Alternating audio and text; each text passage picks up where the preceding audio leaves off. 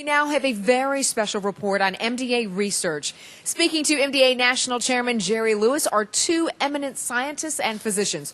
First is Dr. R. Rodney Howell, Chairman Emeritus and a professor in the Department of Pediatrics at the Miller School of Medicine of the University of Miami and Chairman of MDA's Board of Directors. He is joined by an MDA clinic co-director at Johns Hopkins University in Maryland who serves on MDA's Medical Advisory Committee, Dr. Tom Crawford. Here is their report.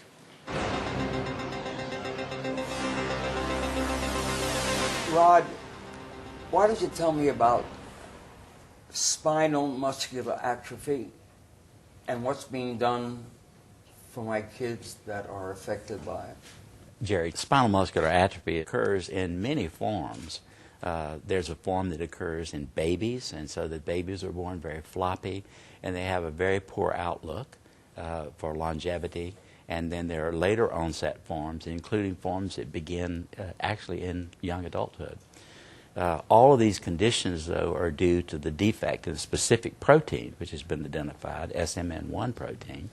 And there's some exciting opportunities about how to augment that protein, how to bring other proteins to bear on that subject, and really exciting clinical trials that MDA is very much involved with. And the person that can tell us about those who's heavily involved with is Dr. Tom Crawford from Hopkins. Hi, Tom. How are you doing? Okay. 20 years ago or so, when I first started this, when you partially inspired me to start into this, SMA was one of those diseases people thought there was not much chance. In part because of MDA-funded research, we found the gene, and something magical happened. We found that the gene actually is broken in a special way that actually has some potential for doing something about it. There's actually two copies of the gene, one that does most of the work, and a second copy that just sort of sits there. It doesn't do a very good job of doing anything, except that it makes exactly the same protein. So when the good one is gone, we've got this second one, and all we have to do from a genetic standpoint, from a science standpoint, is make that second gene work better. And so we have a natural target, a natural way of making a big difference in the way these kids do by just turning on a gene that's already there. And what's really spectacular is we have multiple different ways of going about doing that. We have already some drugs on the market that seem to make some effect in doing it.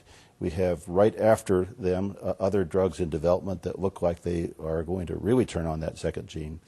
And we have clinical trials on human beings going on right now trying to see how much of an effect we can do by turning that second broken down gene into the white hat. It's going to come rescue us.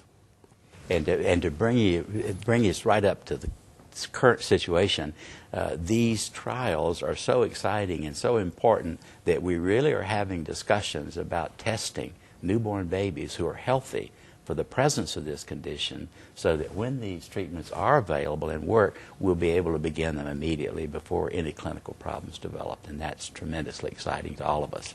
I have a hunch you'll call me first. We will. Thank you, Rod. Thank you, Tom, so much for coming. It's a pleasure to be